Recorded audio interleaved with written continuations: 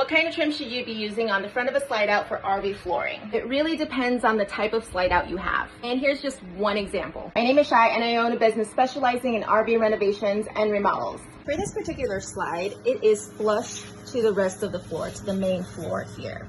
So it's pretty level. The type of trim you use is totally up to you.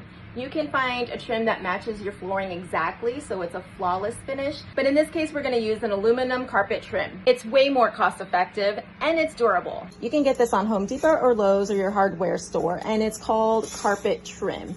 It looks like this. And they also have 45-degree ones for a stair nose and the stair trim as well. But this one's a little bit flat with a slope on the front. And when we install it, we're gonna lay it right on top of the edge of the flooring, not all the way back, so that it covers this piece right here. So we're gonna scoot it up a little bit, but make sure that these holes are lined up so that they drill into the new flooring and the subfloor. Before you install the trim, let's go ahead and lift the slide out a little bit so that we see how much clearance we have on the subfloor.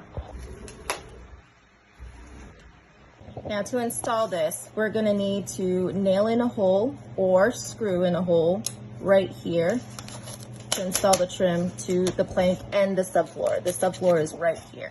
So if we measure where we're going to lay the hole, or the hole is going to be placed to the side of the subfloor, you can see that we have less than about an inch on the clearance. So you don't want to go anything over an inch. I would go about 3/4 down so that the nail or the screw doesn't go through the subfloor here, because it slopes up or slopes down so that it can lay flush against the main floor. For this one, I'll be using twist nails, and this is 7/8, so a little bit less than an inch. Let's see how much clearance we have. I'm gonna set the trim right on the edge where it slopes down. This is my nail hole. I'm gonna follow that line down this way. So my nail is gonna go about there. And if I compare it down here, the top of the nail rests on the top of the trim, through the floor and through the subfloor. We are just making the tip right here. And if I wanted to be completely safe, I can move it just a smidge up. Before you try nailing it down, let's drill a tiny little starter hole to make it easier.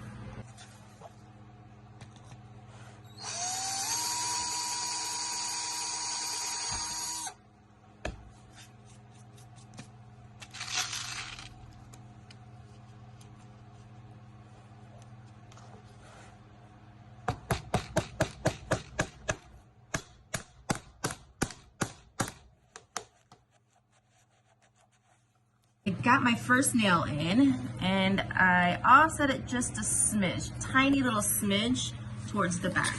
And if you feel on the bottom where the slope is, there's a slope right there. But if you feel the bottom, it didn't come through. So we are good to go on the 7/8.